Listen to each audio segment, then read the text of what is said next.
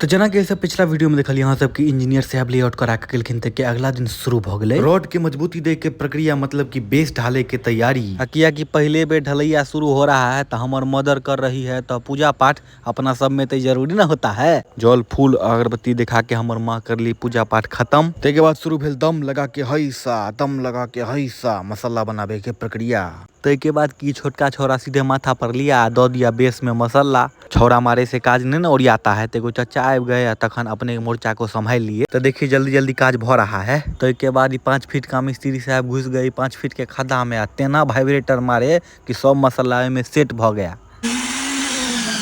क्यों घर बने काल में नजर नहीं लगा देते हैं दुआरी सब हम टेंग दिया हूँ। ये सब टोटका होता है ना अपन मिथिला में। के बाद फटाफट मसाला बना के मिस्त्री साहब सब दूसरों बेस को ढाल दिए हैं। देखिए ही है ओना एखनी पूरा नहीं ढलाया है, पूरा ढला जाएगा कनी देर के बाद। कह देता हूँ वहाँ सबके कि आए के लिए फिर मिलूंगा अगला वीडियो में। Bye bye.